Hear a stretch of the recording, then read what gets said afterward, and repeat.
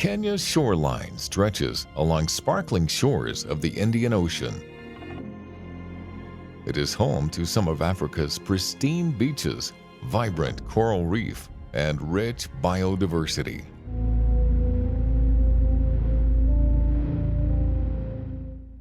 But for years, the relentless tide of single-use plastics has washed ashore, choking marine life and poisoning ecosystems.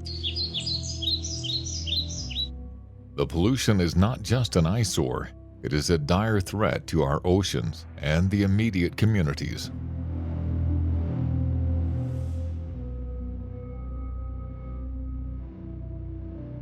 Amid the crisis, a powerful transformation is underway. NCBA Bank, through its partnerships with other key stakeholders, is leading the charge to change the story.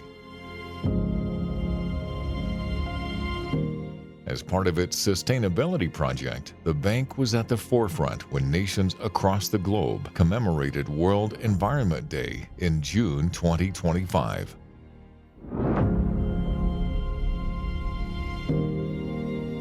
My name is Nelly Wainaina. I'm the Group Director, Marketing, Communication and Citizenship at NCBA, the bank that says go for it. Today we are going for it and changing the story in Diani. It is World Environment Day, and we're excited to be beating plastic pollution. So we are out here making sure the city is clean, cleaning up around our branches, the communities that we work in, and making sure we leave the environment better than we found it. By the way, there's a lot of plastic. I didn't think, it doesn't look like there's plastic, but once you bend over and start picking the plastic, there's a lot of it. The theme of this year is beat plastic pollution or end plastic. As you all know, plastic are a menace. Plastics, they are a menace to the environment because they don't decompose easily. That's why the theme of this year has that information that everybody should come together. Then we have a concerted effort.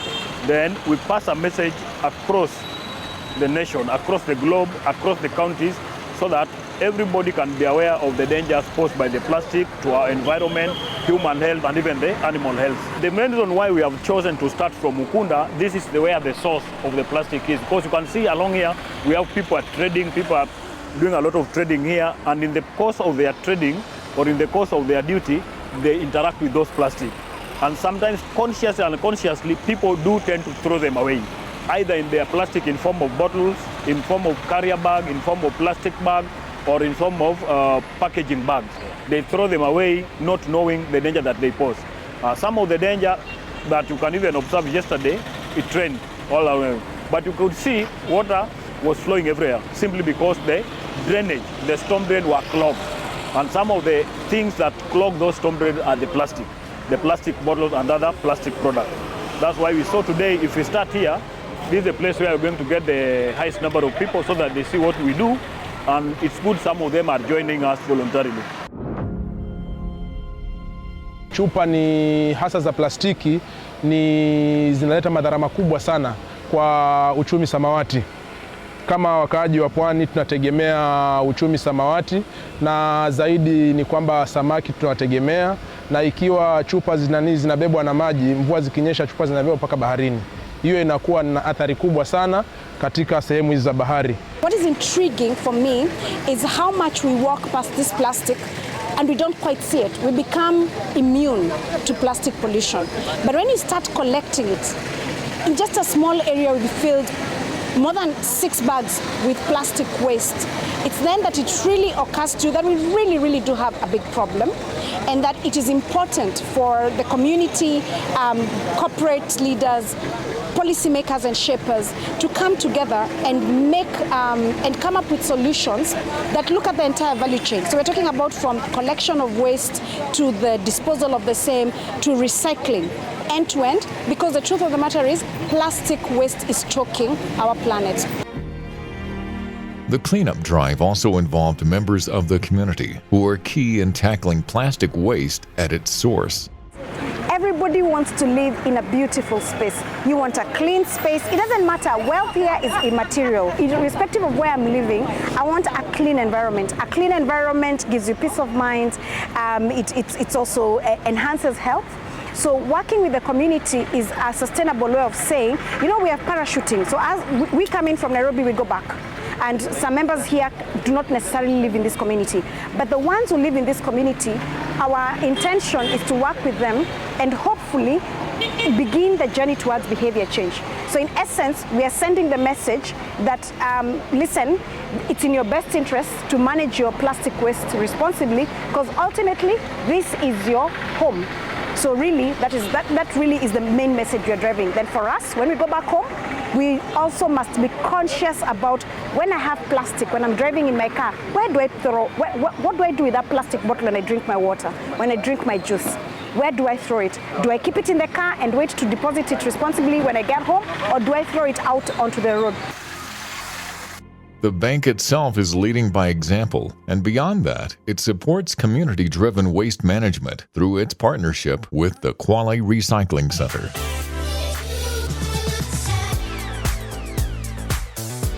We are committed to reducing plastic waste. By 2030, we do not have to have any single-use plastic within our premises, and we began that journey. We are also supporting the recycling of waste. One, because it's the right thing to do. Number two, because also it's a regulatory requirement under the Sustainable Waste Management Act. We are also looking at how can we step up, amplify the support we offer organizations that are within the recycling value chain, both from an advisory perspective and a financial solutions perspective. We provide the solution to the waste that we are getting from the environment, because it's been a story that we've been singing and telling for a very long time. We've been doing a lot of cleanups, and the moment you tell the community that recycling is something that is possible, you also need to show them that it's actually something that is doable. So this is where we decided to start that journey from, to collect all the waste that we'll be collecting from beach cleanups, whenever we are doing community cleanups. So we've been bringing all the trash here, but over time we started accumulating the waste. As you can see around, we have mountains, and this is nothing. We used to have a lot. So all the waste used to be accumulated here in Kwale Recycling Center. So we were burdened with another task again, to try and now do research and see what can we do with the waste that we're having. Because if we just pile them here, it's still waste. But now we are trying to convert them to become a product as opposed to becoming a waste. So we've been doing research, a lot of research, and we landed on building construction materials. Some of the products that we'll be making from Kwale Recycling Center are roofing tiles from plastics. We'll be doing plastic lumber, which you can use to make furnitures. We'll also be doing plastic poles for fencing. We'll do plastic interlocking cabros so that you can use them on the floor. We'll also do some interlocking bricks so that you can also build your walls from. The dream is to actually see an entire house being built from plastic, what we used to call waste. We decided to start as a CBO because this is a project that should be owned by the community. This is something that we are doing for the community. It's not just a business, it's a sustainable solution that we want it to work here in Kwale, then replicate it in the other counties that we have all across Kenya. And inshallah, we can even go over to the next neighboring countries. The Recycling Center works closely with members of the community to ensure they are empowered as well. We had stations that were put out in public. Then from there we transitioned to having what we call service agreements with hotels and also households. So you can literally get a service from Kwale Recycling Center and we'll be collecting your waste regularly. That is one, yeah. So then we transitioned from there because just that waste that we're trying to collect through the service agreements wasn't enough to supply the machines. The machines are very heavy. So we started by setting up a sustainable supply chain first before we started bringing in the machines. So we changed and we introduced what we call a buyback scheme. So now we are dealing with community groups. We are going direct to the communities. We are telling them you can accumulate plastics and you don't need to go through the trouble of bringing it to Kwale Recycling Center. We can come and pick the plastics from you. But we are not stopping them from there. If they can bring the plastics to Kwale Recycling Center, they get a higher rise. So they get a higher pay as well. So we are also teaching the community. We are doing what we call community awareness and also just building up their capacity so that they can know when they collect these plastics, the rate is maybe 5 shillings. I'm using examples, yeah. But we also teach them on the different types of plastics that we have in waste, so that if they separate, they don't get the 5, they get +2. If they separate further again, based on the colors, they get another addition of 2. So we are just trying to build them so that they can benefit more from the value chain of plastics. As a proof of concept in making building materials using recycled plastics, Kwale Recycling Center is making unique roofing tiles. This roofing product has taken more than 3.5 years before it was actually certified to be ready to be used by human beings. It also has self-fire insulation, so if you can put it on fire, you light it up, it will self-extinguish itself 5 times. The first product that we made is a little bit expensive. It's at 3,500 per square feet, but now we are making one that will be like half that price at around 1,500.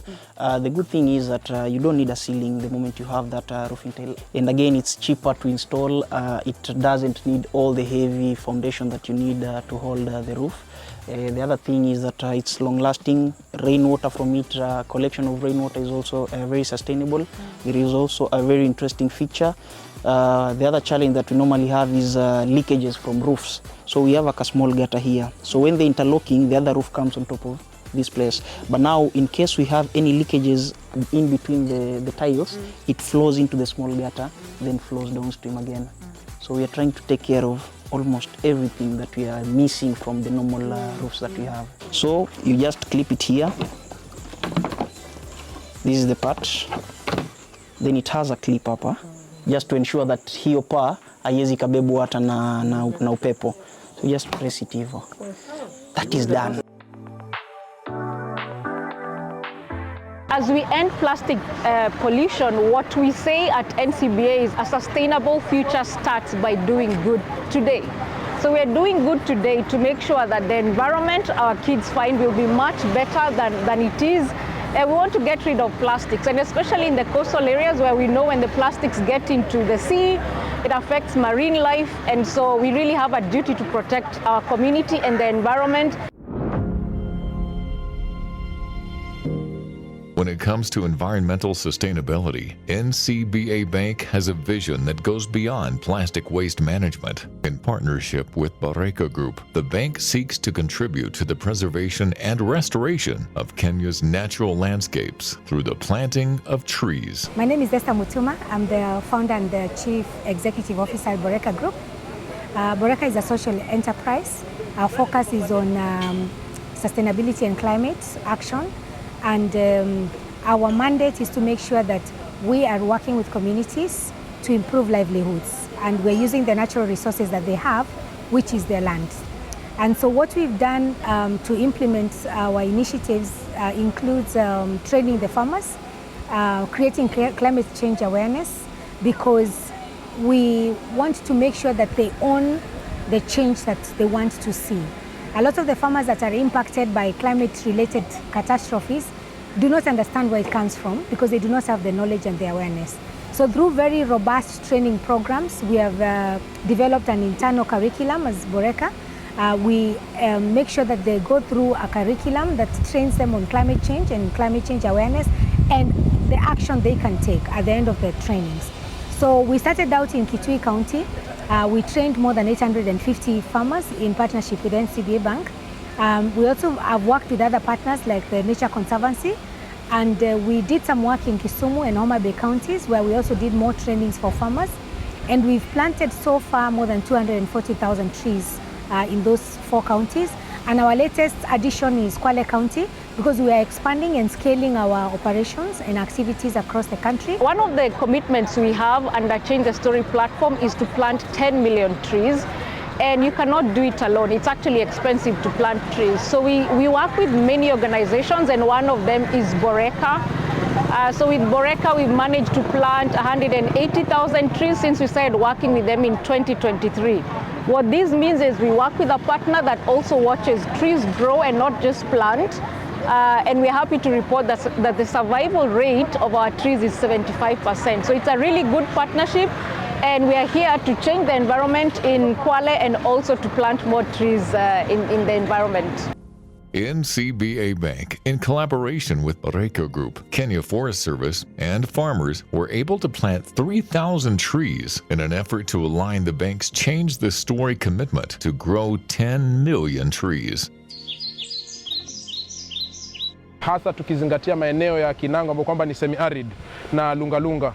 Ukweli ni kwamba kiangazi kimeathiri hayo maeneo na sababu kubwa ni ukataji wa miti kiholela. Lakini tunashukuru Boreka kwa kuingia Kinango kwa sababu hivi sasa wanagawanyia wana train wakulima na vile vile pia wanawagawanyia miti wakulima ili wapande. Na ni kwamba hivi sasa mkulima amefahamu kwamba mti si kupanda tu, bali mti tunapanda pesa. Sisi tunasema kule Kinango ni kwamba tunapanda pesa. Kwa sababu hiyo miti ambayo kwamba tunapanda, baada ya hiyo training tulifahamishwa kwamba baada ya miaka 3 au 4 itakuwa kila mwaka tunapata bonus ya carbon credit. Kwa hivyo hivi sasa wakulima wanazingatia zaidi kutunza ile miti ambayo kwamba wamepatiwa. Majina naitwa Veronica Njoki Njiru. Mimi nimependa shirika la Boreka kwa sababu kuniletea miche, kitu ya kwanza ndio nipate kuweka ardhi yangu ikiwa hali ya sawa, ikilinda mazingira. Here in the mangrove we are planting the mangrove species, especially the Syriop Tagal, a total of 3,000 seedlings of Syriop Tagal, and the exercise was well with a number of partners, NCBA, Boreka, NEMA, CFA. So now as the station manager, I'm always busy with the CFAs. Remember, CFA is the only entry point for any organization. As per the Forest Conservation and Management Act, Chapter 4, where the community participation is key. The community, just adjacent to the forest, normal come in as a group. They register as CFA. While in the process, they identify the area they'll be manning. They'll state how they'll be taking the conservation issues. After that, we initiate the process of getting a management plan where we have all the programs the CFA will be taking. For today's activity, the CFA has been key in making sure that we have got the seedlings, and the seedlings we have planted are quite good, very sturdy and healthy. Why we are focusing on mangroves in addition to other trees is because this particular species sequesters a lot of carbon. It's actually one of the better carbon sinks. And so for us, what is critical, working together with the community, as you can see, we are together with the community, the Kenya Forest Service, Boreka Foundation, is to work together to ensure that in addition to planting these mangroves, the community actually takes care of them so that they can grow to maturity. The planting of mangroves requires spacing of at least 1 meter all around it, so that when it grows up and the canopy, it has space. And then number 2, you dig a hole in the ground. We've put these seedlings have been grown inside reusable. So as part of today's festivities, which are about reducing plastic, we are reusing plastic bottles which have been cut, and they are used to grow, to propagate these seedlings, and they will be reused after this.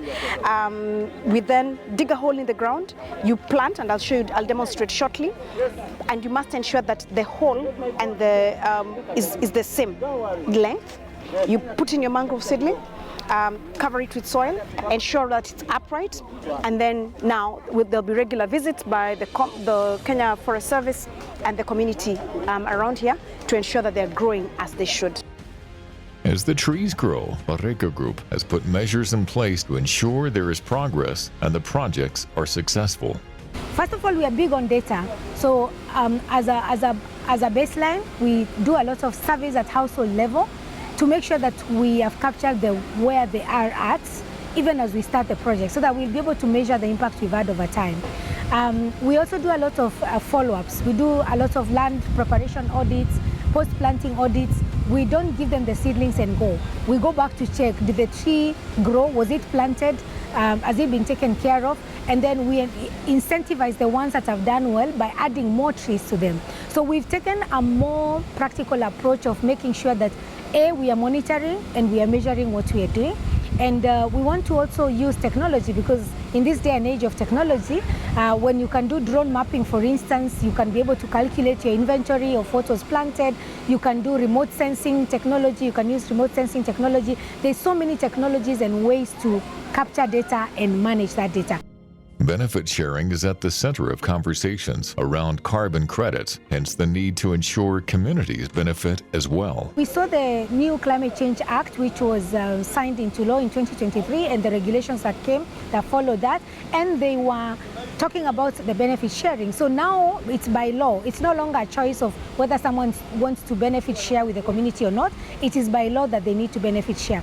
And we are at the forefront of pushing the debate to say, let us benefit share with the communities the revenues that are coming from the carbon projects, because they are the real investors. They own the land, they till the land, they provide the labor, they do the chunk of the work. Our role to aggregate them does not warrant us to take away the entire benefit from the carbon project. So we engage during our trainings on a very robust free prior informed consent, or a process called FPIC, to make sure that the farmers are informed, and we don't coerce them. We bring them together, we mobilize to educate them, because it says it's free, it's prior, it's informed. So it has to be, before you do the project, they are informed, so that they can give consent on the basis of the knowledge that they have. So we are looking forward to generating very high integrity carbon credits that then can be traded on global platforms, and that is where even NCBA comes in. We can always try to loop in and see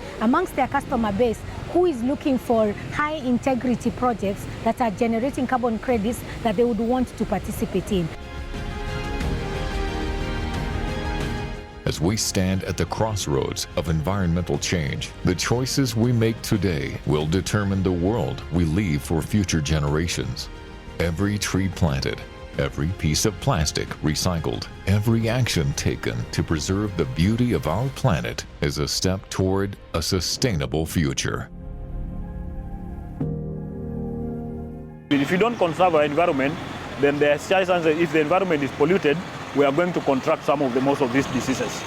And that's why we want everybody to conserve the environment, and the environment starts with us. From where you are, that is your environment. If it is not clean, then chances are you can get in contact with various pathogens, various bacteria or viruses that can cause diseases. That's why we want to keep our environment clean, so that everybody can be healthy. If the environment is clean and healthy, then we as human beings and also animals, we are also going to be healthy. We have to leave the world a better place than we found it. And for NCBA, what we say, a sustainable future starts by doing good today.